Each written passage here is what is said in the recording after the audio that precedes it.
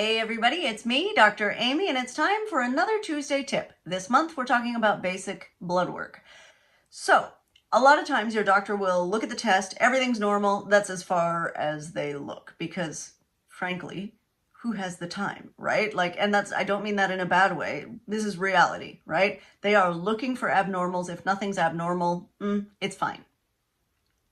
But there are still patterns that you can look for within your blood work to say, it is fine, but maybe I could work on this a little bit for my own health, right? One of the things that I see overlooked, really a lot actually, is dehydration on a basic blood panel.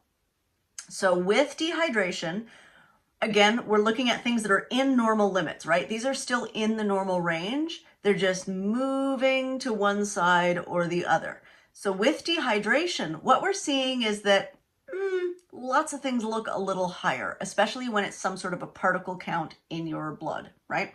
So with dehydration, what I expect to see is albumin, which is a protein in your blood, pushing a little towards the higher end of the normal range. Again, we're still in normal ranges. Nothing is abnormal.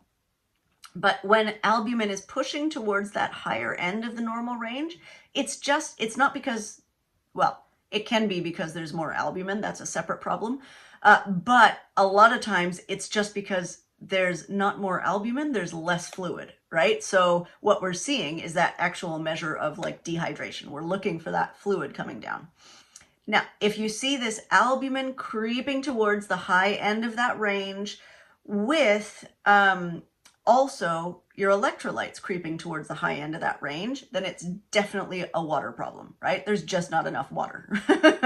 So sodium, potassium, chloride, and calcium, if those are all within normal limits but moving towards the higher end, and albumin is moving towards the higher end, none of those are actually high. It's just that you don't have enough water in your blood vessels. So dehydration is a really, really common pattern that is easy to overlook and that your doctor will probably not tell you about unless something's overtly out of range, right? So it's important for you to actually get copies of your blood work when you do it and kind of take a look at it, right? Noodle around. You don't need to be an expert. You're not the expert. Your doctor is the expert, right? That's the person that you're going to for help. But you can learn some of these patterns that you can spot kind of before they become a problem. Or in this case, dehydration is already kind of a problem, but it's not so much a problem that your doctor is probably going to mention.